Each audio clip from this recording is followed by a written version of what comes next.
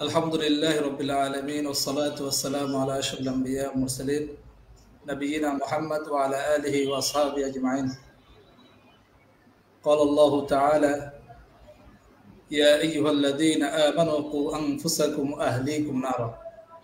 رب زدني علما، رب اشرح لي صدري ويسر لي أمري واحلل عقدة من لساني يفقهوا قولي. رب يسر ولا تعسر وتمم علينا بالخير. اللهم صل على محمد وعلى آل محمد كما صليت على إبراهيم وعلى آل إبراهيم إنك حميد مجيد. সম্মানিত ভাই ও বোনেরা, আসসালামু আলাইকুম ওয়া রাহমাতুল্লাহ। শুরুতে মহান আল্লাহ তাআলার প্রতি শুকরিয়া আদায় করি যে আল্লাহ তাআলা আমাদেরকে মাসিক live programme the code of life এই অধ্যায়ের উপরে আমরা প্রতি মাসে দুটি করে প্রোগ্রাম করে থাকি। আলহামদুলিল্লাহ, এই মাসের শেষের যে প্রোগ্রাম, সেই প্রোগ্রামটা আমরা আজকে করতে পারছি। এই জন্য আমরা যারা বলবো এবং যারা শুনবো, এই জন্য আল্লাহর কাছে শুকরিয়া আদায় করি আলহামদুলিল্লাহ। আমাদের সাথে আমাদের আজকের যে মেহমান লাইভে যুক্ত হয়েছেন, আলহামদুলিল্লাহ আমি ওস্তাদকে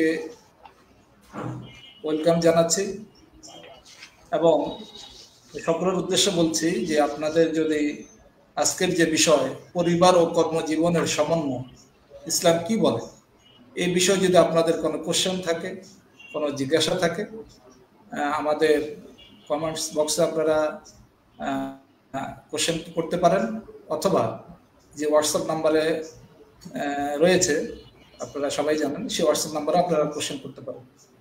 তো আমি আর সময় নষ্ট না করে মূল আলোচনায় যাচ্ছি। এবং আরেকটি বিষয় আপনাদেরকে রিকোয়েস্ট করব যে আমরা আজকের যে লাইভ প্রোগ্রাম আমরা একটু শেয়ার করে দেব, যাতে করে এই আলোচনা শুনে আমরা যেন ইহকাল পরকাল দুই জায়গায় সফলতা অর্জন করতে পারি। আসসালামু আলাইকুম।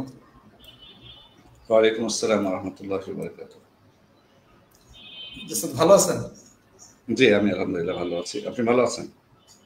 আলহামদুলিল্লাহ। ওস্তাদ, ইউন গ্রুপ অফ ইন্টারেস্ট থেকে আপনাকে ধন্যবাদ জানাচ্ছি যে আপনার মূল্যবান সময় আপনি আমাদেরকে দিচ্ছেন। তো আমরা ওস্তাদ শুরু করতে পারি। জি জি জি, আপনাদেরকে ধন্যবাদ আমাকে সুযোগ করে দেওয়ার জন্য। জাযাকুমুল্লাহু খাইরান। জি, আমরা শুরু করছি। আসসালামু আলাইকুম ওয়া রাহমাতুল্লাহি ওয়া বারাকাতুহু। বিসমিল্লাহির রহমানির রহিম। আলহামদুলিল্লাহি রাব্বিল আলামিন ওয়াস সালাতু ওয়াস সালামু আলা আশরাফিল আমবিয়া ওয়াল মুরসালিন নবিয়িনা মুহাম্মদ ওয়া আলিহি ওয়া সাহবিহি আজমাইন, আম্মা বা'দ। ইউন গ্রুপের আয়োজনে আজকের এই বিশেষ ইলমি হালাকায় উপস্থিত সুধী মণ্ডলী, মুসলিম ভাই ও বোনেরা, দর্শক মণ্ডলী, আপনারা নিশ্চয়ই আমাদের আলোচনার আজকের বিষয়বস্তু অবগত হয়েছেন। সেটা হলো যে কর্মজীবন এবং পরিবারের মধ্যে সমন্বয় ইসলাম কি বলে। এই সমন্বয় আসলে একটু বর্তমান যুগে বা বর্তমানে আমরা দেখতে পাই, বা কেন আসলে এই বিষয়টা কেন নিয়ে আসা হলো, এই বিষয়টা নিয়ে আসার কিন্তু অনেক যৌক্তিক কারণ আছে। কারণ আমাদের অনেক ভাইয়েরা আছেন কর্মজীবনে যারা যথেষ্ট পারফরমেন্স করছেন, কিন্তু তাদের পারিবারিক জীবনে তারা কর্মজীবনের মতো পারফরমেন্স করতে পারছেন না, বা সেখানে যতটা তাদেরকে সার্ভিস দিতে পারছেন নিজ কোম্পানিকে বা অফিসকে, পরিবারকে সেভাবে পারছেন না, অথবা অনেকে অশান্তিতে ভোগেন। বিপরীতে খুব কম হয় যে পারিবারিক জীবনে খুব ভালো আছেন কিন্তু পরিবারকে নিয়ে খুব ব্যস্ত, কর্মজীবনে অলসতা করছেন, এটা খুব কম হয়। কিন্তু পূর্বের যেটা বললাম সেটা বেশি হয়ে থাকে। সেক্ষেত্রে আসলে পরিবারকে ছাড়াই কি আমরা কর্মজীবনে সাফল্য পেতে পারবো কিনা, বা পেলে সেটাকে আসলে আদৌ সাফল্য কিনা, সেটা আমাদের আসলে বোঝা উচিত। আমরা আসলে প্রত্যেকের সমস্যার সমাধান করে দিতে পারবো না, তবে কিছু মূলনীতি অবশ্যই আমরা দেওয়ার চেষ্টা করব। প্রথমত আমরা প্রথম দিকেই সমন্বয় বিষয়ে কিছু আলোচনা করবো, এরপর ইসলাম কি বলে, বা এই ব্যাপারে আমাদের কোনো দৃষ্টান্ত আছে কিনা যাকে আমরা আমাদের জীবনে দৃষ্টান্ত হিসেবে গ্রহণ করতে পারি, যিনি পরিবার এবং অন্যান্য অনেক কর্মের মধ্যে সমন্বয় করেছি, এমন কাউকে আমরা নিয়ে আসতে পারি কিনা, আমরা তাকে উসওয়া হিসেবে, কুদওয়া হিসেবে, নামুজাজ হিসেবে আমরা তাকে গ্রহণ করতে পারি কিনা, আমাদের জন্য দৃষ্টান্ত যিনি হবেন প্রথমত আসলে আমরা সম্মানিত ভাই যারা আমরা বিশেষ করে কর্মক্ষেত্রে আছি, কর্মজীবনে আছি, আমাদের একটা কথা মনে রাখতে হবে, কর্মজীবনের মাধ্যমে আমাদের আর্থিক যে ব্যালেন্স, ব্যাংকিং যে ব্যালেন্স, সেটার উন্নতি হচ্ছে, কিন্তু পারিবারিক সম্পর্কের ব্যালেন্সটাও কিন্তু অনেক অনেক জরুরি বিষয়। কারণ আমরা জানি যে প্রত্যেকে এটা আমরা অবগত আছি, কর্মের কিন্তু শেষ আছে। যারা আমরা চাকরি করি, চাকরির কিন্তু একটা শেষ আছে, এটা কিন্তু যেতে হয় একটা সময়ে। যে আবার যদি আমার নিজের ব্যবসা প্রতিষ্ঠানও হয় বা ব্যবসা হয়, আপনি দেখবেন যে অনেক ক্ষেত্রে একজন মানুষ 20 বছর একটা ব্যবসা ছিল, তারপর আবার ব্যবসা চেঞ্জ করে ফেলেছেন। তবে এটা শেষ আছে, কিন্তু পরিবারের কিন্তু শেষ নেই। পরিবারের ক্ষেত্রে শেষ না হয় না, জীবনের শেষ পর্যন্ত কিন্তু এটা আমার সন্তুষ্ট থাকে। এই জিনিসটা আমাদের প্রথম মনে রাখতে হবে। জিনিসটা আমি অবশ্যই প্রায়োরিটি কোনটাকে দিব, প্রায়োরিটি তো দুইটাকে দিতে হবে, যেন তো সমন্বয়ের বিষয়টা আসলো। বাট মনে রাখতে হবে যে পরিবার বিষয়টা আমার জীবনের শেষ পর্যন্ত থাকবে, কিন্তু কর্মটা হয়তো শেষ পর্যন্ত নাও থাকতে পারে। কর্মের থেকে আমি হয়তো বা বিদায় নিতে পারি আগেই। আর কিন্তু পরিবার শুধু কি মৃত্যু পর্যন্ত, মৃত্যুর পরে কিন্তু পরিবারের সাথে আমার সম্পৃক্ততা থাকবে। এবং আমি যদি কর্মজীবন এবং পরিবারের মধ্যে সঠিকভাবে সমন্বয় করে থাকতে পারি, তাহলে মৃত্যুর পরে কিন্তু আমি সেটার উপকার পাবো, যেটা আমরা জানি হাদিস থেকে, সেটা থেকে উপকৃত হবে। সৎ সন্তান যদি আমরা রেখে যেতে পারি, তো এই ক্ষেত্রে আমার কিন্তু আমার নিজের ভূমিকা থাকতে হবে, সৎ সন্তান কিন্তু এমনিতে চলে আসবে না। সম্মানিত উপস্থিতি, এই জন্য এটা অত্যন্ত গুরুত্বপূর্ণ বিষয়। পরিবারের বিষয়টা গুরুত্বপূর্ণ, যেটাকে হয়তো আমরা অনেক সময় অবহেলা করে থাকি। এই জন্য কিন্তু অনেক ব্যক্তি আপনি দেখবেন যে যারা কর্মজীবনে সফল হয়েছেন, বড় ব্যবসায়ী অথবা ভালো একজন পদ বলতে পারি আমরা যে শাসক অথবা পরিচালক, উঁচু পর্যায়ের কোনো ব্যক্তি, আপনি দেখবেন অনেকের জীবনীতে আমরা দেখেছি যে তাদের আফসোসের কারণ হয়, বা শেষ জীবনে যে জিনিসটা নিয়ে ওনারা আফসোস করে থাকেন, সেটা হলো যে পরিবারকে যথাযথভাবে তারা মূল্যায়ন করতে পারেননি। এটা তাদের সমস্যা। অনেক মানুষকে আপনি দেখতে পাবেন শেষ জীবনে তার অর্থ সম্পদের অভাব নেই, কিন্তু পারিবারিক দিক থেকে অনেক অশান্তিতে আছেন। এজন্য ওনার নিজের মানে দায়িত্বহীনতার কে নিজেই উনি দোষারোপ করেন, এমন বিষয় আমরা দেখতে পাই। এজন্য আসলে মনে রাখতে হবে যে আমাদের কিন্তু এমনিতেও কর্মজীবনে কিন্তু প্রত্যেকেরই কিন্তু কিছুটা হলো বিশ্রামের কিন্তু প্রয়োজন হয়। সেক্ষেত্রে এই পরিবারটা কিন্তু আমাদের জন্য এটা অনেক কিন্তু বড় একটা সুযোগ। মানে এই জন্য কিন্তু আল্লাহ তাআলা কিন্তু বলে দিয়েছেন পবিত্র কোরআনে যে এই যে আল্লাহ তাআলা স্ত্রীকে সৃষ্টি করেছেন কেন, যাতে আমরা তাদের কাছে শান্তি পাই, লিতাসকুনু ইলাইহা, তাদের কাছে যাতে তোমরা শান্তি পাও। এটা কিন্তু আমাদের অন্যতম একটা উপায় বা মাধ্যম। আমরা কিন্তু সুযোগ পাই পরিবারকে সময় দেওয়ার।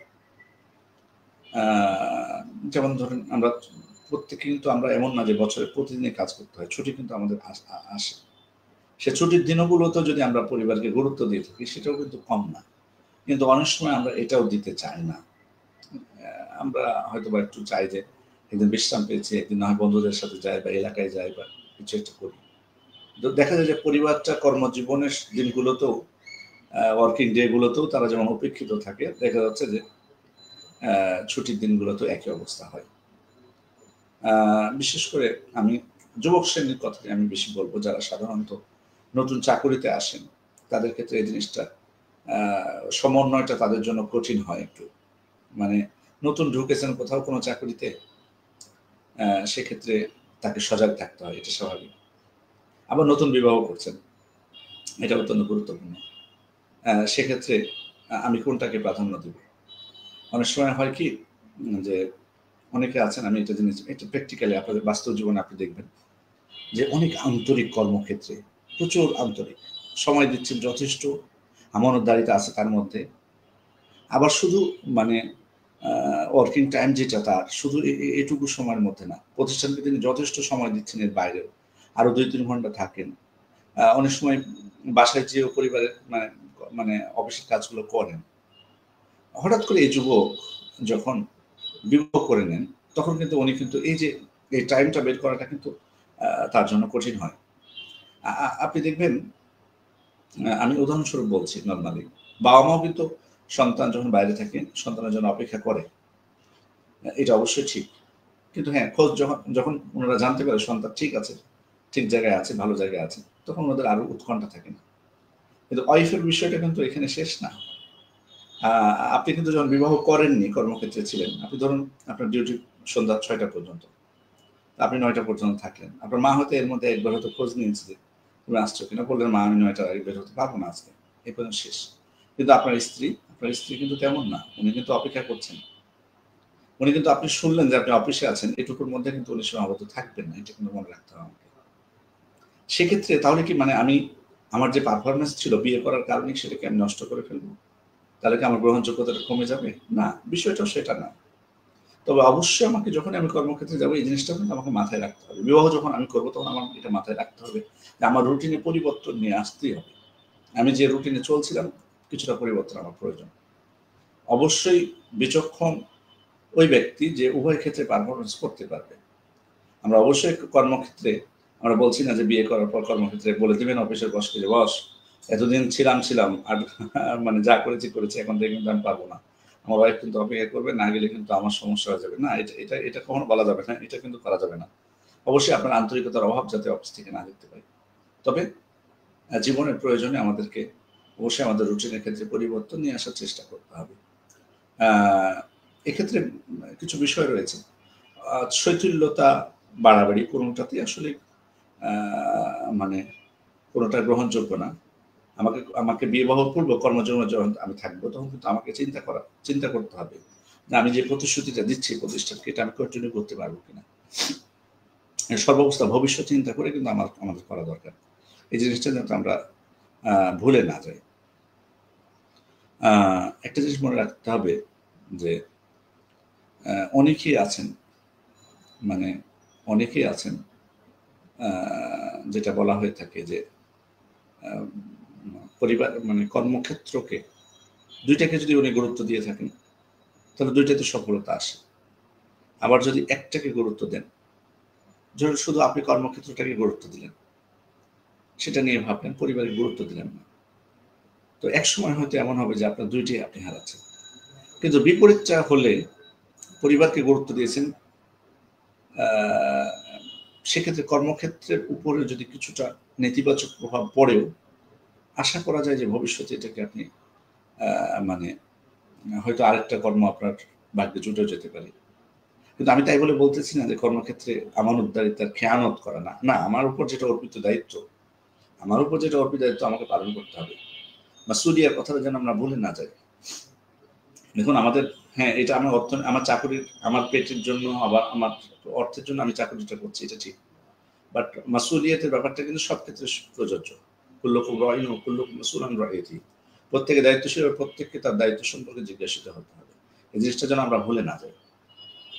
সেক্ষেত্রে অবশ্যই আমার দায়িত্বের বিষয়ে আমি দায়িত্ব পালন করছি কিনা, আমি কমিটমেন্ট করেছি কোম্পানির সাথে, আমি এই কাজগুলো করে দেব, আমি এই নিয়ম নীতি অনুযায়ী চলবো, আমি এতটা সময় অফিসে আসবো, আমি যাব, আমি অর্ডার ভঙ্গ করলে এইটা হবে, আমি মাথা পেতে নেব, সবকিছু আমার কমিটমেন্ট আছে, এই কমিটমেন্ট অনুযায়ী আমি চলবো। এটাই হলো মূল বিষয়। জি। আবার অনেক সময় অনেক ভাইরা মানে অনেক সময় দেন কর্মক্ষেত্রে, তো দেখা যাচ্ছে যে খেয়াল করে দেখবেন পরিবার কিন্তু এটা কিন্তু আসলে আমি সবসময় একটা জিনিস বলি সবাইকে যে আপনার পরিবার, আপনার স্ত্রী, আপনার সন্তান আপনার জন্য অপেক্ষা করছে। আপনি যে দেরি করেছেন ওর জন্য তারা বিচলিত, তার অভিমান করছে আপনার ওয়াইফ আপনি দেরি করে যাওয়ার কারণে। ধরুন আপনি যে দেখলেন যে অভিমান করছে, রাগ করে আছে, আপনার সাথে কথা বলছে না, আপনি কিন্তু রেগে যাবেন না। সত্যি আমি বলতেছি, আপনি বিশ্বাস করুন, আপনার এটা খুশির কারণ, আপনার ফ্যামিলি, আপনার ওয়াইফ আপনাকে না পেয়ে মন খারাপ করে বসে আছে, এটা আপনার খুশির কারণ। বিষয়টা যদি এমন হতো, এমন অনেকেই আছে যে তার ফ্যামিলি, তার হাজবেন্ড বাসায় ফিরলে তার মন খারাপ হয়, সে চায় না, তার সন্তানরা চায় না, তার পিতা, তার বাবা যখন বাইরে থাকে সেটাতে তারা সন্তুষ্ট হয়। আপনি তো ওই তাদের অন্তর্ভুক্ত না। আপনাকে তারা চাচ্ছে, আপনাকে পেয়ে খুশি, আপনাকে না পেয়ে তারা অখুশি। তাহলে এটাকে আপনি কিন্তু ইতিবাচক হিসেবে নেওয়ার চেষ্টা করুন, আপনি রাখবেন না। আপনি যদি রেখে যান রেগে যায় অনেকে বলে কি যে আমি কি আমার নিজের জন্য করছি, আমি তো তোমার জন্য করছি, তো আমার সন্তানের জন্য করছি, তোমাদের জন্যই তো আমার এত জীবনে রিস্ক নিচ্ছি, এই নিচ্ছি ওই নিচ্ছি। কিন্তু আসলে কিন্তু দেখুন, হ্যাঁ পরিবার থেকে কিন্তু আপনাকে বলতে পারে কিন্তু যে না আমরা তো এতটুকু চাই না, দরকার নেই, আমাদের এত কিছু প্রয়োজন নেই, এত এত ঝুঁকি তোমাকে নিতে হবে না, আমরা এইটুকু খেতে পারলে যথেষ্ট, আমার এইটুকু চাই, আমার বেশি চাই না। আপনি কি থেমে যাবেন তখন? আপনি কিন্তু তখন থেমে যাবেন না। আপনার ফ্যামিলি যদি বলে যে ঠিক আছে তোমাকে 1 লক্ষ টাকা ইনকাম করতে হবে না, তুমি 30,000 টাকা ইনকাম করো, আমার সেটাতে চলতে পারবো, আমার এত পোশাকের দরকার নাই, আমার এত খাবারের দরকার নাই, আমার এত বিলাসিতার দরকার নেই, আপনি ছাড়বেন চাকরিটা? ছাড়বেন না কিন্তু। তার মানে যে আপনি বললেন যে আমি তোমাদের জন্য কষ্ট করছি, তো ওরা তো চাচ্ছে না। তার মানে আমি যে জিনিসটা বোঝাতে চাচ্ছি, আমি কিন্তু চাকরি ছাড়তে বলছি না আপনাকে, আমি যেটা বোঝাতে চাচ্ছি যে এই কথাটা তো আসলে সত্য না যে আমি তোমাদের জন্য সবকিছু করছি। তার মানে না, আমারও কিছু উদ্দেশ্য থাকে সেখানে। এটাই হলো মূল বিষয়। এই জন্য কখনো যেন পরিবারের উপর রাগ করে এটা না বলি যে তোমাদের জন্য সবকিছু করতেছি বা তোমাদের জন্য এই কষ্টটা আমার, এটা যেন না বলি আমরা।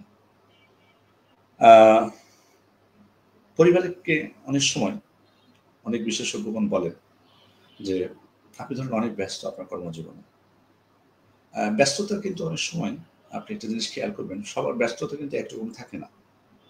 আপনার অফিসে অডিট হবে, তো একটু বেশি ব্যস্ত হয়ে গেছেন। আপনার হয়তো বা আপনি শিক্ষা প্রতিষ্ঠানে আছেন, আপনি টিচার, খাতা দেখার অনেক চাপ, পরীক্ষা নেওয়ার অনেক চাপ, আপনি কিছুটা সহযোগিতা নেন না আপনার পরিবারের কাছে। ধরুন তারা, আপনি বুঝতে পারছেন যে তাদেরকে আপনি সময় দিতে পারছেন না, হয়তো তারা বিচলিত বা মন খারাপ করতেছে, তারা বুঝতেছে যে হ্যাঁ আপনি ব্যস্ত, তারপরেও হতে পারে আপনি তাদেরকে একটু আপনি অংশগ্রহণ করেন আপনার কাজে যেটুকু পারেন। কিন্তু অবশ্যই এক্ষেত্রে দেখতে হবে যে তাদের আগ্রহটা আছে কিনা, তাদের আগ্রহটা কতটুকু। জোর করে না, জোর করে কোনো কিছু করাবেন না। উদাহরণস্বরূপ বলছি যে যেমন ধরুন আপনি টিচার, পরীক্ষার খাতা দেখা নিয়ে অনেক ব্যস্ত আছেন, আপনার ওয়াইফকে বলেন যে একটু হেল্প করো তো আমাকে, একটু নাম্বারগুলো যোগ করেছি ঠিক আছে কিনা, একটু ভুল হয়ে গেছে দেখো তো, পরীক্ষায় কোশ্চিন করেছি দেখো তো বানান টানানগুলো ঠিক আছে কিনা, আমি তোর সময় বানানে ভুল করে দিই, তুমি ভালো পারো এগুলো, একটু বলেন না। দেখবেন যে আপনাকে অনেক সময় দিচ্ছে এবং আপনার উপর কোনো অভিযোগ নেই, এই যে আপনি তাকে আপনার সঙ্গেই করেছেন আপনার কাজের ক্ষেত্রে। এবং এটা অন্য ক্ষেত্রেও এটা আপনার কোম্পানির কোনো কাজের ক্ষেত্রেও, মানে আমি তো বলছি না যে তাদেরকে বোঝা বহন করাবেন আপনি, এটা বলি নাই। যেটুকু তাদের একটু সহযোগিতা নিতে, এটা এই উদ্দেশ্যে না যে হ্যাঁ আপনার কাজও হালকা হবে, তারাও একটু ব্যস্ত হলো আপনার সাথে, এবং তাদের যে মনের ক্ষোভটা তাদের কিন্তু একটু চলে যাবে সেটার ক্ষেত্রে। এই জন্য এটা অত্যন্ত গুরুত্বপূর্ণ বিষয়। ছুটির বিষয়গুলো আমি বলবো যে হ্যাঁ ভালো যদি আপনি ছুটি না নেন, ছুটি না নিলে ভালো, বা ছুটি না নিলে অনেক সময় প্রতিষ্ঠান থেকে সেটার বিকল্প দিয়ে দেওয়া হয়, সম্মানিটা দিয়ে দেওয়া হয় অনেক সময়। কিন্তু আমি বলবো যে ছুটি নেন না, প্রতিষ্ঠান যেহেতু আপনার জন্য ছুটি বরাদ্দ রেখেছে, প্রয়োজন তো ওই দিনগুলোতে একটু পরিবারকে সময় দেন। বিশেষ করে সরকারি ছুটি যেগুলো আছে সেগুলো তো অবশ্যই, বাকিগুলো কেন আমি ছুটি নিতে বলছি, কারণ প্রয়োজন হয়। কিন্তু ধরুন আপনার ওয়াইফের বোনের বিয়ে, তো হ্যাঁ আপনি হয়তো বললেন তুমি চলে যাও, আমি যেতে পারবো না, কিন্তু নেন না একটা দিন ছুটি, সে তো খুশি হবে খুব, তার পরিবারের সদস্যরা খুশি হবে। আপনি যদি একটু ছুটিটা নিয়ে নিতেন তাহলে আপনার ওয়াইফ খুশি হতো। এই যে জিনিসটা ছোট্ট একটা বিষয়, আপনি আপনি আল্লাহ তাআলা আপনার জীবনে বরকত দান করবেন। বরকত জিনিসটা শুধুমাত্র কিন্তু টাকা পয়সার দিক থেকে হয় না যে আপনি বছর শেষে আপনি সেটার বিনিময় পেয়ে যাবেন, সম্মানী পেয়ে যাবেন। সবসময় এটা চিন্তা যাতে আমরা না করি এই জিনিসটা। ওই জন্য এই জিনিসটা অত্যন্ত গুরুত্বপূর্ণ বিষয়। আরেকটা বিষয় আছে, অফিসের কাজের সময় যখন প্রচুর চাপ হবে, তখন আপনি একটা বিষয় করতে পারেন, সেটা হলো যে কিছু দায়িত্ব অন্যদেরকে দেওয়া। মানে আপনি কিন্তু আপনার কর্মক্ষেত্রে আপনার অবশ্যই আপনার একটা প্রত্যেকের তো একটা অবস্থান আছে। সেক্ষেত্রে বিশেষ করে আপনি যদি বস হন বা উচ্চ পর্যায়ের কোনো কর্মকর্তা হন, সেক্ষেত্রে আপনার কাজগুলো যারা করতে পারবে তাদেরকে আপনি চিনে যাবেন যে কারা করতে পারছে, আপনি তাদের সাথে থাকতে থাকতে। সেক্ষেত্রে আপনি তাদের সহযোগিতা নিতে পারেন, একটু কিছু কাজ একটু চাপিয়ে নিলেন, তাদের উপর দিয়ে দিলেন, একটু তাদের থেকে নিলেন, প্রয়োজনে তাদেরকে খুশি করলেন কিছু দিয়ে। এটা একটা হতে পারে। সুতরাং আসলে একটা জিনিস মনে রাখতে হবে, জীবনের সফলতা, আমি পারফরমেন্স ভালো করেছি, আমার মানে বেতন বৃদ্ধির হার অন্যদের থেকে ভালো, দেখুন সফলতা শুধুমাত্র এটা না। আমাকে অবশ্যই সফলতা, এটা অবশ্য অনেক বিস্তারিত জিনিস। ইসলামের সফলতা বলতে কি বোঝায় ওইদিকে আমি যাচ্ছি না। আমি শুধু বলছি যেহেতু আমাদের যে বিষয়ের মধ্যে আছি, অবশ্যই আমাকে জীবনের সফলতা কর্মক্ষেত্র বা পরিবার দেখলে আপনাকে পরিবারের সফলতাটা আমাকে দেখতে হবে, আপনি পরিবারের ক্ষেত্রে কেমন, এটা অবশ্যই এটা দেখতে হবে। আর নিজের বিষয়টা তো অবশ্যই খেয়াল রাখতে হবে, নিজেকে গুরুত্ব দেওয়া নিজের জীবনের ক্ষেত্রে, সেটা তো অবশ্যই আছে। আলাকুল হাল, আমরা এই সংক্ষিপ্ত বিবরণের পর যেটা আমাদের প্রয়োজন সেটা হলো, আমরা আগেই বলেছিলাম যে আমাদের কি এমন দৃষ্টান্ত আছে যিনি তার যে দায়িত্ব, সে দায়িত্বের পাশাপাশি তার পরিবারের সাথে সমন্বয় করেছেন, যার থেকে আমরা শিখতে পারি। রাষ্ট্রীয় ব্যবস্থাপনার দায়িত্ব, রাষ্ট্রের পুরো দায়িত্ব তার উপর। যুদ্ধ জিহাদ পরিচালনা তিনি পরিচালক। সৈন্য গঠন, কারা যাবে, কে সেনাপতি হবে, কে ডান দিকে থাকবে, বাম দিকে থাকবে, এই দায়িত্ব ওনার। পৃথিবীব্যাপী দাওয়াত পৌঁছে দিতে হবে, এই দায়িত্ব তিনি পালন করেন। পৃথিবীর বড় বড় রাজা বাদশাহ, তাদের কাছে চিঠি দিতে হবে, তাদের কাছে দাওয়াত দিতে হবে, এই দায়িত্ব তিনি পালন করেন। নিশ্চয়ই আমরা বুঝতে পারছি যে আমরা কার কথা বলছি। এমন একজন মহামানব, তিনি এত দায়িত্ব পালন করে, তার পরিবার তো ছিল, তিনি আসলে পরিবারের সাথে কিভাবে সমন্বয় করেছেন, পরিবারকে কতটুকু সময় দিয়েছেন, পরিবারের অনুভূতি কি তার প্রতি, সেটা একটু কি খেয়াল করা আমাদের দরকার না? আমাদের প্রিয় নবী মুহাম্মদ রাসূলুল্লাহ সাল্লাল্লাহু আলাইহি ওয়াসাল্লাম বিষয়ের মধ্যে কিন্তু বলেছেন যে ইসলাম কি বলে। ইসলাম কি বলে, সহজ উত্তর হলো যে ইসলামের যিনি নবী, শ্রেষ্ঠ নবী, তিনি কেমন ছিলেন, তিনি তো প্র্যাকটিক্যাল আমাদের জন্য আদর্শ। আসলে এটাই আমাদের জন্য সব থেকে ভালো যে আসলে তিনি কি করেছেন, এত দায়িত্ব তার উপর। আমরা নিশ্চয়ই তার মতো এত ব্যস্ত না, তার মতো এত সময় আমরা ইবাদতে দেই না, নিশ্চয় তার মধ্যে এত সময় আমরা রাষ্ট্রের কাজে দিই না, মানুষের উপকারের কাজে আমরা দিই না, নিজের মানে দাওয়াতি কাজ থেকে শুরু করে এগুলোতে এত সময় দেই না। তাহলে আমাদের ওয়াইফ হলে একজন, বেশিরভাগ ক্ষেত্রে হয়তো আমাদের তার কতজন ছিল? 11 জন। এটা তো আমরা জানি। একটু বলেই দিই আপনাদেরকে নামগুলো: খাদিজা রাদিয়াল্লাহু আনহা, সাউদা রাদিয়াল্লাহু আনহা, আয়েশা রাদিয়াল্লাহু আনহা, হাফসা রাদিয়াল্লাহু আনহা, যায়েনব বিনতে জাহশ রাদিয়াল্লাহু আনহা, উম্মে সালামা রাদিয়াল্লাহু আনহা, যায়েনব বিনতে খুযাইমা রাদিয়াল্লাহু আনহা, উম্মে হাবিবা রামলা বিনতে আবি সুফিয়ান, মাইমুনা রাদিয়াল্লাহু আনহা, জুওয়াইরিয়া এবং সাফিয়া রাদিয়াল্লাহু আনহুন্না জামিআন। 11 জন স্ত্রী, প্রসিদ্ধ বর্ণনা অনুযায়ী 11 জন স্ত্রী। তিনি যখন মারা যান আল্লাহ রাসূল সাল্লাল্লাহু আলাইহি ওয়াসাল্লাম, তখন মাত্র 2 জন, তার আগে তিনি মারা যাওয়ার আগে 2 জন মারা গেছেন, খাদিজা এবং যায়েনব বিনতে খুযাইমা। বাকি 9 জনই কিন্তু জীবিত ছিলেন আল্লাহ রাসূল সাল্লাল্লাহু আলাইহি ওয়াসাল্লাম যখন মারা যান। তিনি কি করেছেন? আল্লাহ তাআলা যেটা বলেন, ওয়া আশিরুহুন্না বিল মারুফ, তোমরা তাদের সাথে সৎভাবে জীবনযাপন করো, সেটা নিজেই বাস্তবায়ন করেছেন এবং একটা মাপকাঠি দিয়েছেন। আরেকটা জিনিস দেখুন, পরিবারটা কত গুরুত্বপূর্ণ বিষয় যে আল্লাহ রাসূল সাল্লাল্লাহু আলাইহি ওয়াসাল্লাম একজন মানুষ কেমন সেটা মানদণ্ড করে দিয়েছেন যে তার পরিবারের কাছে কেমন। এটা খয়রুকুম লিআহলি, তোমাদের মধ্যে সে উত্তম যে তার পরিবারের কাছে উত্তম। ওয়া আনা খয়রুকুম লিআহলি, আর পরিবারের কাছে উত্তম হওয়ার দিক থেকে আমি সর্বোত্তম তোমাদের মধ্যে। সুবহানাল্লাহ। তাহলে আল্লাহ রাসূল সাল্লাল্লাহু আলাইহি ওয়াসাল্লাম তার পরিবারের কাছে সর্বোত্তম ছিলেন। পরিবারের কাছে উত্তম যে ব্যক্তি সেই উত্তম, আল্লাহ রাসূল সাল্লাল্লাহু আলাইহি ওয়াসাল্লাম উত্তম ছিলেন, আর আমাদের মধ্যে তিনি সর্বোত্তম। সুবহানাল্লাহ। তাহলে তিনি আসলে কি করেছেন যে তিনি উত্তম হয়ে গেলেন? 11 জন, আবার এত দায়িত্ব তার উপর, তাহলে কিভাবে প্রিয় হলেন? মানে চিন্তা করা উচিত যে আমাদের যদি এরকম হতো, মানে আমাদের স্ত্রী এতজন না, আমি এটা চিন্তা করতে বলিনি আপনাদেরকে, আমি বলেছি যে আপনাদের দায়িত্ব আমাদের এত, স্ত্রী ধরেন একজনই রাখি, আমাদের দায়িত্ব এতটুকু, তাহলে কি মানে এত দায়িত্ব পালন করতে গেলে মানে আসলে বাসায় আমার থাকবে কিনা সেটা নিয়ে তো মনে হয় আমাদের সন্দেহান। সেক্ষেত্রে সুবহানাল্লাহ, আল্লাহ রাসূল সাল্লাল্লাহু আলাইহি ওয়াসাল্লাম আজকে কিন্তু দেখুন, সত্যি বাস্তবে যদি আমরা তার জীবনে ফিরে যাই, ইসলাম কি বলে এই বিষয়ে আপনি তার জীবনে ফিরে যান, যথেষ্ট আমি মনে করি আল্লাহ রাসূল সাল্লাল্লাহু আলাইহি ওয়াসাল্লামের জীবনে ফিরে যাওয়া। আজকে দেখুন, আজকে তালাকের হার যেভাবে বেড়েছে, দাম্পত্য কেন এই বিষয়টার প্রয়োজন হলো?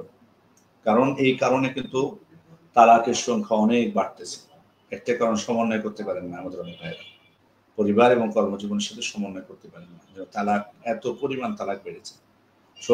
এটা শুধুমাত্র আমাদের দেশের কথা বলছি না, সৌদি আরবের মতো দেশেও প্রচুর, আরো অনেক দেশ আছে, এত পরিমাণ তালাক বেড়েছে। অথচ সবাই কথা স্বীকৃতি দিতে বাধ্য, বা যারা জানেন যে আল্লাহ রাসূল সাল্লাল্লাহু আলাইহি ওয়াসাল্লামের আদর্শ যদি আমরা আমাদের জীবনে গ্রহণ করতে পারতাম, আদর্শ আমাদের যদি গ্রহণ করতে পারতাম, তাহলে আমাদের মানে এত এত দাম্পত্য সমস্যা হতো না, কমে আসতো দাম্পত্য সমস্যা। আমরা শুধু দেখবো আল্লাহ রাসূল সাল্লাল্লাহু আলাইহি ওয়াসাল্লাম তিনি কি করতেন তার স্ত্রীদের সাথে, যে তিনি তাদের কাছে উত্তম হতে পেরেছেন। খুব অনেক বেশি সময় দিতেন আল্লাহ রাসূল। আমরা তো আগেই বলেছি তিনি কি বেকার ছিলেন, মানে শুধু স্ত্রীদের কাছে থাকাই তার কাজ? খেয়াল করুন আসলে তিনি কি করতেন। স্ত্রীদের সঙ্গে প্রতিদিন অন্তরঙ্গ সময় কাটাতে পছন্দ করতেন। ইবনে আব্বাস রাদিয়াল্লাহু আনহু বলছেন, ফজরের সালাত আদায়ের পর রাসূল সাল্লাল্লাহু আলাইহি ওয়াসাল্লাম সালাতের স্থানে বসতেন, তাকে ঘিরে বসত সাহাবীদের জটলা। সূর্য ওঠা অবধি ওখানে বসে থাকতেন তারা। তারপর একে একে আল্লাহ রাসূল সাল্লাল্লাহু আলাইহি ওয়াসাল্লাম সব স্ত্রীর কাছে যেতেন। খেয়াল করে দেখুন, ফজরের সালাতের পর, সূর্যোদয়ের পর আল্লাহ রাসূল সাল্লাল্লাহু আলাইহি ওয়াসাল্লাম বাসায় ফিরে সব স্ত্রীর কাছে এক এক করে যেতেন, তাদেরকে সালাম দিতেন, তাদের জন্য দোয়া করতেন। তারপর সেদিন যার কাছে পালা তার কাছে চলে যেতেন। ইমাম তাবরানী বর্ণনা করেছেন। তাহলে একজনের সাথে সময় কাটাচ্ছেন, কিন্তু সবার কাছে গেলেন, দোয়া করলেন, তাদের জন্য সালাম দিলেন। আবার শেষ প্রহরেও আয়েশা রাদিয়াল্লাহু আনহা বলছেন, সহিহ বুখারী এবং মুসলিমের বর্ণনা, আসরের পর রাসূল সাল্লাল্লাহু আলাইহি ওয়াসাল্লাম স্ত্রীদের কাছে যেতেন, আসতেন, সবার সাথে দেখা করে একজনের সাথে একান্তে সময় কাটাতেন। একান্তে সময় কাটানোর অর্থ তার সাথে মিলিত হতেন না, আদর করতেন এই পর্যন্ত। তাহলে সকালবেলা এসে সালাম দিয়ে দোয়া করতেন, আর বিকালে এসে আদর করতেন, গল্প করতেন। তাহলে এই বর্ণনাগুলো থেকে মনে হয় যে 2 বার করে কমপক্ষে যেতেন, সকালে একবার বিকেলে একবার, শুধু দেখা করতে, আর সময় তো কাটাতে নেই। তিনি আয়েশা রাদিয়াল্লাহু আনহা বলছেন, ওয়াকানা ক্বাল্লা ইয়াউমুন ওয়াকানা ক্বাল্লা ইয়াউমুন ইল্লা ওয়া হুয়া ইয়াতুফু আলাইনা জামিআ। খুব কম দিন গেছে যে তিনি আমাদের সবার কাছে আসেননি। এটা আয়েশা রাদিয়াল্লাহু আনহার বক্তব্য, সুনান আবু দাউদের, যে খুব কম দিন গেছে যে তিনি আমাদের কাছে আসেননি, আমাদের সবার কাছে আসেননি। তারপরে সবার কাছে যেতেন। ফাইয়াদনু মিন কুল্লি ইমরাআতিন মিন গায়রি মাসিস, প্রত্যেক স্ত্রীর কাছে তিনি যেতেন, তবে হ্যাঁ অন্তরঙ্গ হতেন না বা মিলিত হতেন না। হাত্তা ইয়াবলুগা ইলাল্লাতী হুয়া ইয়াওমুহা ফায়াবিতু ইনদাহা। তারপর শেষে যার কাছে যেতেন সেখানে যেয়ে তিনি রাত কাটাতেন, যার পালা আসতো। তাহলে এত ব্যস্ততার পরেও এমন একজন ব্যস্ত ব্যক্তি, শ্রেষ্ঠ মহামানব, তিনি তার সকল স্ত্রীর কাছে, 11 জন স্ত্রী ছিল, মানে প্রতিদিন যদি 2 বার করে যান তাদের কাছে, জিজ্ঞেস করে কেমন আছো তোমরা, ভালো আছো কিনা। আসলে খুব মানে বিষয় গুরুত্বপূর্ণ। শেখ সালেহ আল মুহাজ্জেদ ওনার কিছু বক্তব্য আপনাদেরকে তুলে ধরছেন। উনি বলছেন, খেয়াল করে শুনবেন সবাই, এটা আমাদের জন্য খুব গুরুত্বপূর্ণ। উনি বলছেন, স্ত্রীদের সাথে রাসূল সাল্লাল্লাহু আলাইহি ওয়াসাল্লামের এই সময় কাটানো ছিল তাদের অন্তর প্রশান্তকারী। এই সময়টাতে আদর্শ ভাবে তাদের মন ভরে দিতেন। শেষমেশ যার কাছে দিনটা কাটিয়ে দিবেন তার কাছে গেলেও বাকিদের অন্তর থাকতো প্রশান্তিময়। হ্যাঁ, যার কাছে উনি রাতে থাকবেন, কিন্তু বাকিদের অন্তর প্রশান্তিময়। আল্লাহ রাসূল দেখা করেছেন, তাদেরকে জিজ্ঞেস করেছেন। রাসূল সাল্লাল্লাহু স্ত্রীগণ কখনো স্বামী থেকে দূরে থাকতেন না, বরং প্রতিদিন স্বামীর দেখা পেতেন। আর আমাদের অনেকেই তো দিনের পর দিন স্ত্রীর সাথে দেখা করে না, এমনকি অনেক সময় মাস গড়িয়ে যায়। অনেককে দেখা যায় প্রতিদিন বন্ধুদের সঙ্গে দীর্ঘ আড্ডা দেয়, গভীর রাত পর্যন্ত গল্প গুজবে মত্ত থাকে। অবশেষে যখন বাড়ি ফেরে তখন সে ক্লান্ত শান্ত, ততক্ষণে স্ত্রীও ঘুমিয়ে পড়ে। যথারীতি সে নিজেকে বিছানায় ছুড়ে দেয় আর তলিয়ে যায় গভীর ঘুমে। স্বামীকে অবশ্যই একটা সময় নির্দিষ্ট করতে হবে স্ত্রীকে সঙ্গ দেওয়ার জন্য, তার কথা শোনার জন্য। বর্তমানে অধিকাংশ স্ত্রী অভিযোগ করেন স্বামীরা তাদের সময় দেয় না। অনেক স্বামী তো এমন আছে, সারাদিন অফিসে কাজ করে সন্ধ্যায় ঘরে ফিরে একটু ফ্রেশ হয়ে রিমোট নিয়ে বসে টিভি দেখতে। এই অবস্থায় কেটে যায় অর্ধরাত, এদিকে বিছানায় অপেক্ষায় করে স্ত্রী। অবশেষে ক্লান্ত হয়ে এসে নিজেকে বিছানায় ছুড়ে দেয়, তারপর লাশের মতো বেঘরে ঘুমায়। কখনো তো এমন হয় রিমোট হাতে এসে ঢলে পড়ে ঘুমের বলে। বেচার স্ত্রীর আবেগ অনুভূতির কোনো পরোয়াই করে না। এমন কিছু মানুষ আছে যারা অফিসের ফাইল বাড়িতে নিয়ে আসে, বাড়িতে এসেও ফাইল ঘাঁটতে থাকে। এভাবে তারা বাড়িটাকে অফিস বানিয়ে ফেলে। দিনের বেলা অফিসে এক শিফট, আর রাতের বেলা বাড়ি নামক অফিসে আরেক শিফট। ওদিকে তার জন্য স্ত্রী অপেক্ষা করছে অধীর হারে, তার কোনো ভাবান্তর নেই। আর আজকাল সবার কাছে মোবাইল আছে, যোগাযোগ ব্যবস্থা এখন সহজ। চাইলে একজন স্বামী কাজের ফাঁকে স্ত্রীর কাছে একটা কল দিয়ে একটু সময়ের জন্য হলেও কথা বলে নিতে পারে। কথা না হোক, অন্তত একটা মেসেজ করলো তো অনেক। স্বামীর একটা কল বা মেসেজ স্ত্রীর পুরো দিনকে সুশোভিত করে তোলে। একটা কল বা মেসেজ করতে কতক্ষণ লাগে? 1 মিনিটের ভেতরে তো সেরে ফেলা যায়। 1 মিনিটের যোগাযোগ স্ত্রীর জন্য অনেক কিছু। সুবহানাল্লাহ, এটা বাস্তব কথা উনি বলেছেন, বাস্তবতা কিন্তু তুলে ধরেছেন। অনেক ভাইরা অফিস টাইম শেষ করে এসে বাসায় একটু ফ্রেশ হয়ে হয়তো একটু নাস্তা করে বা লাঞ্চ করে বাইরে বের হয়ে দীর্ঘ সময় বন্ধুদের সাথে আড্ডা দেয়। বাস্তব কথা বলেছেন উনি, অনেক রকম ভাই আছে। তো সেক্ষেত্রে আবার অনেকে আছেন যে ওই যে বাসায় এসে কথা বলেন না, অফিসেরই কাজ করেন। আবার হ্যাঁ, দীর্ঘ সময় অফিসে থাকতে পারেন। ধরুন আপনি সকাল 7টায় অফিসে বের হয়েছেন, 9টায় অফিস, যেহেতু ঢাকা শহরের কথাই বলি যে 2 ঘন্টা আগে বের হতে হয়, সতর্কতা শুরু।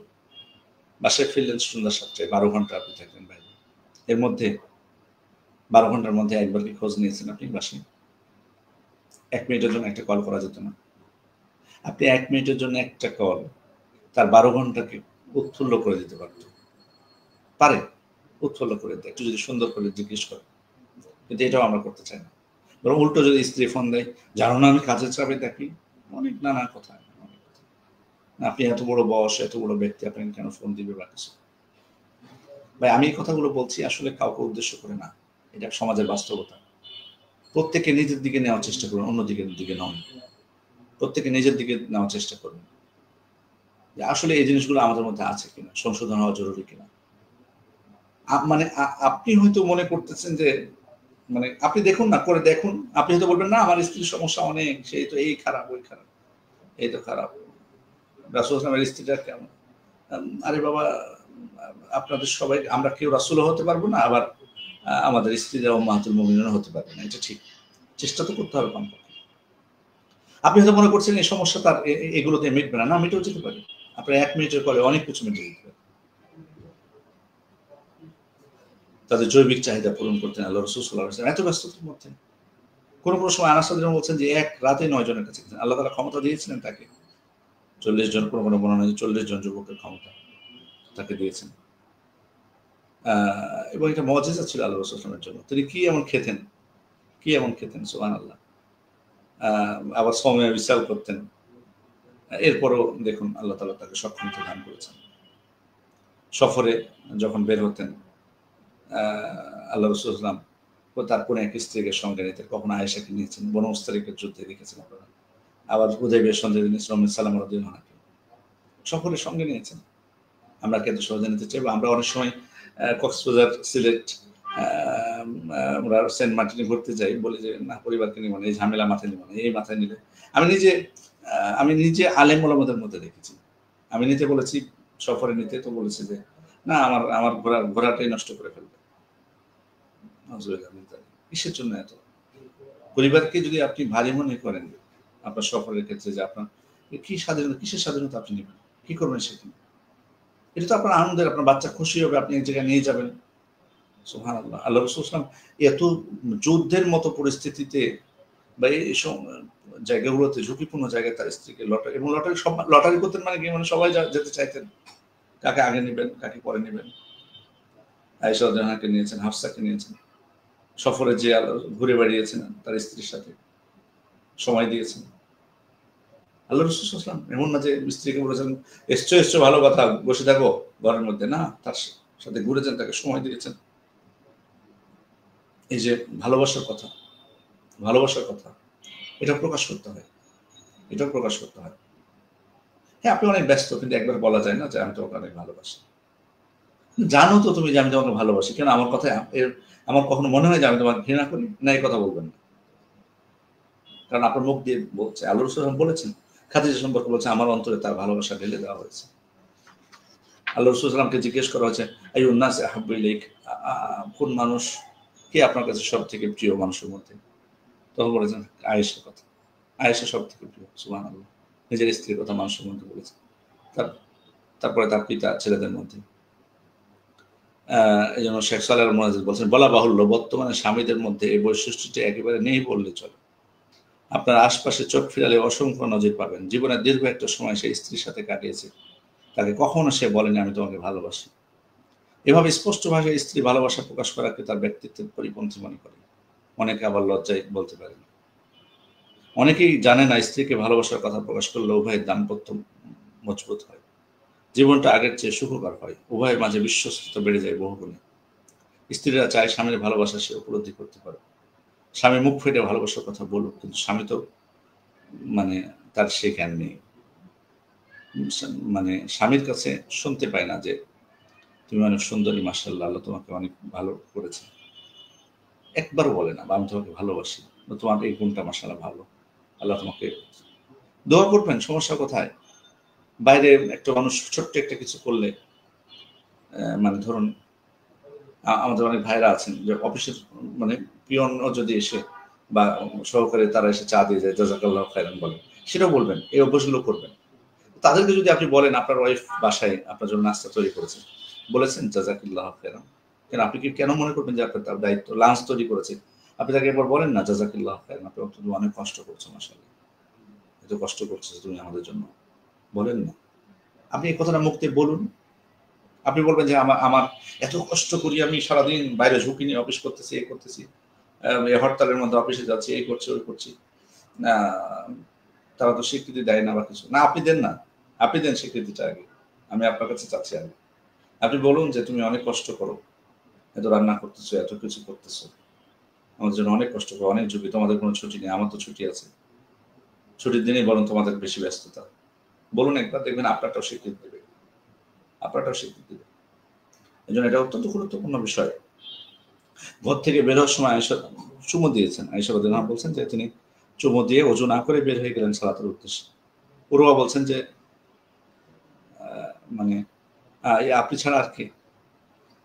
এই যে আল্লাহ রাসূল সাল্লাল্লাহু আলাইহি ওয়াসাল্লাম কতটুকু অনেক কি সময় ব্যয় করে, এই যে কথাগুলো বললাম, খুবই কি সময় ব্যয় করতে হয়েছে তাদের পিছনে, স্ত্রীদের পিছনে।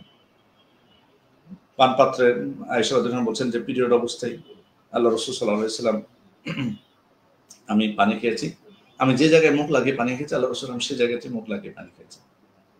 আমি যেখানে হাড়যুক্ত গোস্ত খেয়ে যেখানে মুখ লাগিয়ে হাড় চেপিয়েছি, আল্লাহ রাসূল সেখানে মুখ লাগিয়েছি। ছোট্ট একটা কাজ, আপনি চিন্তা করেছেন যে এটার ফলাফলটা কতটুকু ভালোবাসা এখানে প্রকাশিত হয়েছে, মজবুত কত হয়েছে। এত সহজ ছিল না।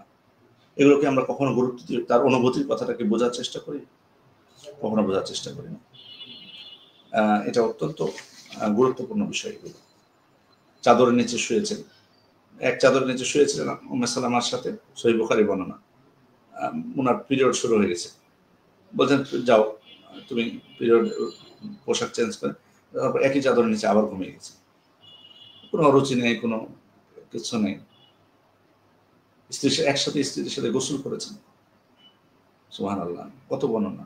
আদর করে হুমায়রা নামে ডাকতেন আয়েশা রাদিয়াল্লাহু আনহাকে, হুমায়রা বলে। রাসূল সাল্লাল্লাহু আলাইহি ওয়াসাল্লাম স্ত্রীদের জন্য সবচেয়ে সুন্দর সুন্দর নামগুলো নির্বাচন করতেন।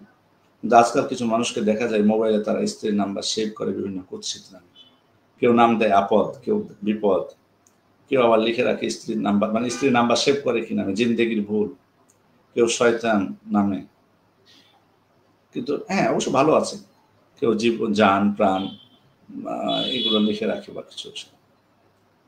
এই যে বিষয়গুলো আদর করে আপনি ডাকবেন, ডাকার সেক্ষেত্রে এটারও একটা অনেকটা প্রভাব আছে। সম্মানিত উপস্থিতি, এই যে বিষয়গুলো খেয়াল করে দেখুন যে আল্লাহ রাসূল সাল্লাল্লাহু আলাইহি ওয়াসাল্লাম যেগুলো করতেন, এই যে স্ত্রীর অনুভূতিটা বোঝার চেষ্টা করা, এত ব্যস্ততার মধ্যে আল্লাহ রাসূল সাল্লাল্লাহু আলাইহি ওয়াসাল্লাম কি বলছেন খেয়াল করে দেখুন যে ইন্নী লা আ'লামু ইযা কুনতি আন্নী রাদিয়া ওয়া ইযা কুনতি আলাইয়া গাদবা। আয়েশা, আমি কিন্তু ঠিকই বুঝি যে তুমি আমার উপর কখন সন্তুষ্ট আর কখন তুমি আমার উপর রেগে থাকো। এটা আয়েশা রাদিয়াল্লাহু আনহাকে বলছেন কি আল্লাহ রাসূল সাল্লাল্লাহু আলাইহি ওয়াসাল্লাম, সহিহ বুখারী বর্ণনা। তো আয়েশা রাদিয়াল্লাহু আনহা বলছেন যে বলুন কিভাবে আপনি বুঝতে পারেন? তো বলছে তুমি যখন আমার উপর সন্তুষ্ট থাকো তখন তুমি বলো লা ওয়া রাব্বি মুহাম্মদ, না মুহাম্মদের রবের শপথ। আর আমার উপর যখন তুমি রেগে থাকো তখন বলো লা ওরব ইব্রাহিম, ইব্রাহিমের রবের শপথ, তখন আমার নামটা তুমি নাও না। তো উনি বললেন যে রসুল শুধু আপনার আমি নামটাই নিই না, মানে আমি আপনার প্রতি খুশি থাকি, ভালোবাসায় কোনো কমতি হয় না, আপনার প্রতি মর্যাদা, আপনার প্রতি ভালোবাসা, এটার ক্ষেত্রে আমার কোনো কমতি হয় না, কিন্তু কিন্তু আপনার নামটা নিন না কেন? ওই যে একটু এটা হতে পারে স্বামীর প্রতি একটু ক্ষোভ, হয়তো অভিমান করে আছেন, তখন হয়তো তার নামটা নিচ্ছেন না। আমি যেটা বোঝাতে চাচ্ছি যে খেয়াল করে দেখুন যে তিনি মানে আল্লাহ রাসূল সাল্লাল্লাহু আলাইহি ওয়াসাল্লাম স্ত্রীর ক্ষেত্রে খেয়াল করেছেন যে কখন সে সন্তুষ্ট থাকে, কখন অসন্তুষ্ট থাকে, এটা বোঝার চেষ্টা করেছেন। কিন্তু আমরা আসলে বোঝার চেষ্টা করি যে কি কারণে আমার স্ত্রী অসন্তুষ্ট, মনটা কেন খারাপ বা কিছু, নাকি শুধু বলি কেন মন খারাপ করবে, মন খারাপ করা যাবে না, না, এটা বোঝার চেষ্টা করতে হবে। স্ত্রী অসুস্থ হলে আরেকটা উদাহরণ দিই যে মানে অনুভূতিটা বোঝার চেষ্টা করতেন। যে আল্লাহ রাসূল সাল্লাল্লাহু আলাইহি ওয়াসাল্লাম এক স্ত্রীর কাছে ছিলেন, তো ওই স্ত্রীর কাছে থাকা অবস্থায় আরেক স্ত্রী তাকে কিছু খাবার পাঠিয়েছেন একটা পাত্রে। তো এই কারণে ওনার মানে ঈর্ষান্বিত বোধ করেছেন আরেক স্ত্রী। তো উনি তখন ফেলে দিয়েছেন খাবারটা, বাটি পাত্রটা ভেঙে গেছে। তো আয়েশা রাদিয়াল্লাহু আনহা পাত্রটা ভেঙে গেছে। আল্লাহ রাসূল সাল্লাল্লাহু আলাইহি ওয়াসাল্লাম ওখানে পাত্রটা ভেঙে দেওয়ার পরও তিনি কিন্তু কোনো বকাঝকা করেননি, নিজে পাত্রটা কুড়াচ্ছেন আর জোড়া লাগাচ্ছেন আর বলছেন গারাত উম্মুকুম, তোমাদের মায়ের আত্মসম্মান বোধে লেগেছে। এখানে কেন বলেননি? কারণ উনি মেয়েদের প্রকৃতিটাকে বুঝেছেন, বোঝার চেষ্টা করেছেন স্ত্রী অনুভূতিটাকে। এই জিনিসটা আমরা অনেকে করি না। যাই হোক, অসুস্থ হলে আল্লাহ রাসূল সাল্লাল্লাহু আলাইহি ওয়াসাল্লাম রুকিয়া করে দিতেন, সূরা নাস ফালাক করতেন। আমরা কখন কি বলেছি অসুস্থ হলে স্ত্রী গায়ে, দেখুন স্ত্রীর গায়ে যদি একবার হাত দেয়, হ্যাঁ তোমার মাথা ব্যথা করছে, দেখি মাথায় জ্বর আছে কিনা, একটু দোয়া করে দিলেন, দেখবেন যে মানে রোগ সেরে গেছে, রোগ সেরে গেছে। অন্তরের বিষয়টা অত্যন্ত গুরুত্বপূর্ণ বিষয়। স্বামীর স্নেহের পরশ পেয়েছে, বাস মন প্রশান্ত, অসুখ দূর হয়ে গেছে, এরকম হয়। বাড়ির কাজে সহযোগিতা করতেন, আয়েশা রাদিয়াল্লাহু আনহাকে জিজ্ঞেস করা হয়েছে যে তিনি কি করতেন, কানা ইয়াকুনু ফি মিহনাতি আহলি, তিনি তার পরিবারের খেদমতে নিয়োজিত থাকতেন। ফাইজা হাদারাতিস সালাহ খারাজা ইলা সালাত, সালাতের সময় হলে তিনি সালাতের জন্য বের হয়ে যেতেন। বাড়িতে কি কাজ করতেন? কাপড় কাচতেন, দুধ দহন করতেন, সেলাই করতেন কাপড়। আর তাহলে এত কিছু করতেন একজন নবী। তিনি বলেননি যে আমি নবী, আমি এগুলো মানাই নাকি, আমার জুতা সেলাই করা, কাপড় সেলাই করা, কাপড় ধোয়া, এগুলো মানেন নাকি? এগুলো তোমাদের কাজ, তোমরা করো বাড়িতে বসতে। আমি এত ব্যস্ত, আমি একজন শাসক, আমি একজন নবী, আমি একজন রাসূল, আমার দাওয়াতি কাজের শেষ নেই। না, তিনি করেছেন বাড়ির কাজ, এটা করেছেন। আমরা আপনাকে বলছি না, আপনি যে মাসে একবার করেন, মাসে একবার আপনার স্ত্রী একটা কাজ করেন, দেখবেন উনি 1 মাস এটাকে স্মরণ রাখবেন, 1 মাস স্মরণ রাখবেন। সবাই এতটা অকৃতজ্ঞ না। হ্যাঁ, কিছু সমস্যা তো আছে, কিছু মেয়েদের সমস্যা আছে, ওই জন্য তো তালাকের বিধান আছে। বাট আপনি আপনার ট্রাই করেন না, একবার ট্রাই করে দেখেন কি হচ্ছে, দেখবেন যে আপনি সফলতা পাচ্ছেন। এত অকৃতজ্ঞ না তারা, অল্পতে দেখবেন আপনি একটু সহানুভূতি দেখাবেন, আপনার প্রতি 10 গুণ সহানুভূতি বেশি দেখাবে। এটা হলো মেয়ে জাতি। কত গুরুত্ব দিতেন। ও স্ত্রীরা পরিপাটি হয়ে থাকবে, সুন্দর করে সাজবে, আর আপনি ওই সিগারেট খেয়ে ধূমপান করে বাসায় ফিরবেন। ঠিক, নিজের ক্ষেত্রে তো লজ্জাবোধ হওয়া উচিত, এই কাজ খবরদার করবেন না কেউ। আল্লাহ রাসূল তো এসব কিছুই করতেন না, কিছু খেতেন আর কতটুকু। তাও বাসায় প্রবেশ করলে আগে মিসওয়াক করতেন, বাসায় প্রবেশ করলে। সালাতের সময় তো করতেনই, ঘুম থেকে ওঠার পর তো করতেনই, বাসায় প্রবেশ করলে আগে মিসওয়াক করতেন। কারণ এটা ব্যাখ্যায় বলছেন ওলামা ইকরাম যে ঘরে বসে মিসওয়াক করার রহস্য হচ্ছে অনেক সময় মানুষের সাথে কথা বলতে বলতে মুখের ঘ্রাণ পাল্টে যায়, তাই বাড়িতে ঢুকেই প্রথমে মুখের দুর্গন্ধ দূর করাই হচ্ছে উত্তম আচরণের অংশ। স্বামী স্ত্রীর জন্য নিজেকে স্ত্রী যেমন স্বামীর জন্য নিজেকে প্রস্তুত রাখবে, স্বামীও সেটা রাখবে। এগুলোকে গুরুত্ব দিতে হবে। তার শরীর থেকে আয়েশা রাদিয়াল্লাহু আনহা বলছেন রাসূলুল্লাহর শরীর থেকে দুর্গন্ধ বের হওয়াটা খুব গুরুতর অপরাধ তিনি মনে করতেন। তিনি গুরুতর অপরাধ মনে করতেন এটা। তাহলে আমরা কোথায় আছি? বাড়ি থেকে আসছি কেন, অফিসে যাচ্ছেন কিন্তু এত টাইট, মানে এত সুন্দর হয়ে ফিটফাট হয়ে, পরিবারের ক্ষেত্রে কতটুকু গুরুত্ব দিচ্ছেন, কতটুকু সুন্দর হয়ে আছেন তার সামনে, তার সামনে পরিপাটি। এই জন্য আল্লাহ রাসূল বলেছেন মান কানা লাহু শা'রুন ফালিকুম, যার চুল আছে সে যেন একটু চুলটাকে পরিপাটি করে রাখে, সুন্দর করে রাখে। এগুলো গুরুত্ব আমরা কোথায় দিয়েছি। সম্মানিত উপস্থিতি, আসলেই অনেক বিষয় বোঝার আছে। একটা বিষয় হয়তো আমাদের এই আলোচনা থেকে বোনেরা হয়তো মানে যেহেতু ভাইদেরকে উদ্দেশ্য করে আমি আলোচনাগুলো বেশিরভাগই করেছি, হয়তো বোনেরা বলতে পারে তাই তো আমরা তো এগুলো পাই না, কিছু আমাদের স্বামীরা করেন। আপনাদেরও ত্রুটি আছে, হক দেওয়া নেওয়ার ক্ষেত্রে প্রত্যেকেরই ত্রুটি আছে। আজকে তাদের বিষয়ে সম্পর্কিত আলোচনা তাই করলাম, কিন্তু আপনাদের ক্ষেত্রেও ত্রুটি আছে। আপনারা যেমন মানে রাসূল সাল্লাল্লাহু আলাইহি ওয়াসাল্লাম সব আদর্শ আমরা বর্তমানে গ্রহণ করতে পারবেন না, তবে আমরা বলছি চেষ্টা করতে।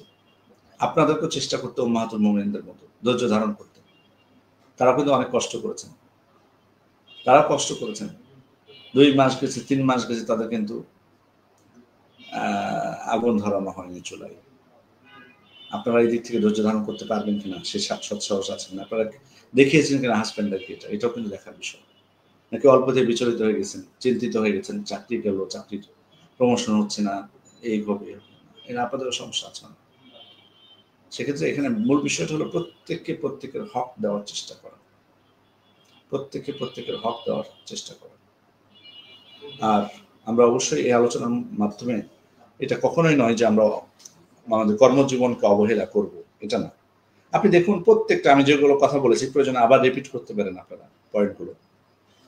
এখানে কখনোই বলিনি যে আপনি অফিস বাদ দিয়ে বাড়িতে বসে থাকবেন। আল্লাহ রাসূল দেখেন কতটুকু সময় দিয়েছেন, এগুলো করতে কতটুকু সময় লাগে জাস্ট, মানে অথচ এই যে আপনি বাসা থেকে বের হবেন, বের হওয়ার সময় যেহেতু এটা বাস্তবতা, আপনার স্ত্রীকে ডেকে একটু আপনার কপালে চুমু দিয়ে বের হয়ে গেলেন, দেখুন বলবে না, সারাদিন বলবে না আপনার কথা, ওটাই মনে করতে থাকবে। সুবহানাল্লাহ। তাহলে তো আপনার ওই যে 7টায় আসার ট্রেন আপনি 10টায় আসলে কোনো সমস্যা নেই তার। এই জিনিসগুলো আমাদেরকে বোঝার চেষ্টা করতে হবে। এই জন্য এবং কর্মক্ষেত্রে সমস্যা, চাপ বুঝিয়ে বলুন না, কেন বলেন, আপনি অসহায়ত্ব প্রকাশ করেন, প্লিজ ক্ষমা করে দিও, কিছু মনে করো না, আজকে আমাকে রাত্রিটা একটু সময় দিতে হবে, আজকে মনে হয় তোমার সাথে খুব বেশি কথা বলতে পারবো না, আজকে রিকোয়েস্ট করেন না। কেন ছোট হচ্ছেন না তো আপনি? দেখুন বাইরের জগতের সাথে পরিবারের জগৎটা মিলাবেন না কোনো সময়। আপনি বাইরের প্রধানমন্ত্রী, রাষ্ট্রপতি, তো রাষ্ট্রপতির বাসায় মধ্যে যদি আপনি মনে করেন আপনি রাষ্ট্রপতি, এটা ভুল হবে, তাহলে আপনার সংসার টিকানো কঠিন হবে। আল্লাহ রাসূল সাল্লাল্লাহু আলাইহি ওয়াসাল্লাম খেয়াল করেছেন, তিনি তো শাসক, তিনি তো অপরাধীদেরকে শাস্তি দেন। নিজের স্ত্রী ফেলে দিয়েছে, বাটি ভেঙে দিয়েছে, কিছু বলেছেন না? অনুভূতিটুকু দেখেছেন, মেয়ে মানুষ এমনই, তারা এটাকে মেনে নিতে পারে না। সুবহানাল্লাহ। এই জিনিসগুলো আমরা উপলব্ধি করার চেষ্টা করব। আমানতদারিতার প্রত্যেকটা ক্ষেত্রে দায়িত্ববোধের বিষয়টা অবশ্যই খেয়াল করব। প্রত্যেককে আমাদেরকে জিজ্ঞাসিত হতে হবে। আমার কর্মজীবনের ক্ষেত্রে যেমন এখানে দায়িত্ব সম্পর্কে আল্লাহ জিজ্ঞেস করবেন আমি আমানতদারিতা বজায় রেখেছি কিনা, তেমনিভাবে আমার পারিবারিক জীবনেও আমি আমার দায়িত্ব পালন করেছি কিনা। প্রত্যেকে আমাদেরকে সচেতন হতে হবে। কুল্লুকুম রাঈন ওয়া কুল্লুকুম মাসউলুন আন রাঈয়াতিহি, প্রত্যেকের দায়িত্বশীল এবং প্রত্যেকে আমাদের দায়িত্ব সম্পর্কে জিজ্ঞাসিত হবে। সেক্ষেত্রে প্রত্যেকে আমরা আমাদের পরস্পরের হকগুলো দেখে নেব। ত্রুটি বিচ্যুতি থাকবে, বোনদেরকে বলবো যে স্বামীদের ত্রুটি বিচ্যুতি থাকবে, আপনাদেরও ত্রুটি বিচ্যুতি আছে। আপনাদের ত্রুটি বিচ্যুতির ক্ষেত্রে আমাদের বোনদের ত্রুটি বিচ্যুতির ক্ষেত্রে ভাইরা ধৈর্য ধারণ করবে, ভাইদের ক্ষেত্রে বোনরা ধৈর্য ধারণ করবে। অতিরিক্ত অনেক বড় সমস্যা হলে জালেম আছে পৃথিবীতে অনেক, তখন তো সেটা সমাধানের পথ আল্লাহ তাআলা রেখেছেন। কিন্তু আমরা যদি বাস্তবে প্রত্যেকের হকের প্রতি সচেতন হই, একজন আরেকজনকে সম্মান করি, শ্রদ্ধা করি, ইনশাল্লাহ আশা করা যায় আমাদের মধ্যে সমস্যাগুলো কমে আসবে। অহংকারকে পরিত্যাগ করি, যত বড়ই আমার পদ হোক না কেন, এটার অহংকার যাতে আমার স্ত্রীর কাছে না। প্রত্যেকে সম্মান, স্ত্রীরও উচিত হচ্ছে তারও উচিত স্বামীকে সম্মান করা। আল্লাহ রাসূল সাল্লাল্লাহু আলাইহি ওয়াসাল্লামের সাথে কিভাবে করেছেন মানে তার স্ত্রীরা একটু রেগেছেন, আল্লাহ রাসূল সাল্লাল্লাহু আলাইহি ওয়াসাল্লাম আয়েশা রাদিয়াল্লাহু আনহা চট করে বলছেন মাজা আজনাবতু আতুবু ইলাল্লাহি ওয়া ইলা রাসূলি, আমি আল্লাহ এবং তার রাসূলের কাছে ক্ষমা চাচ্ছি, আমি কি অপরাধ করেছি। খেয়াল করুন নমনীয়তা, মানে কেউ কারো মানে না, সে পরিবারের রক্ষক হচ্ছেন, প্রধান দায়িত্বশীল হচ্ছেন স্বামী, কিন্তু এটার অর্থ না যে উনি যা ইচ্ছা তাই আমি যেটা বলবো সেটাই। স্ত্রীর পরামর্শ নেবেন। আল্লাহ রাসূল সাল্লাল্লাহু আলাইহি ওয়াসাল্লাম কঠিন মুহূর্তে স্ত্রীর পরামর্শ নিয়ে সব সমস্যার সমাধান হয়েছে। তিনি পরামর্শ করতেন তার স্ত্রীদের সাথে। সুতরাং আপনিও করবেন। আল্লাহ পাক আমাদেরকে যাবতীয় বিষয়গুলো অনুধাবন করার তৌফিক দান করুন। আমিন। ওয়া আখিরু দাওয়ানা আলহামদুলিল্লাহি রাব্বিল আলামিন। জি, কোনো প্রশ্ন থাকলে কোনো প্রশ্ন নেব।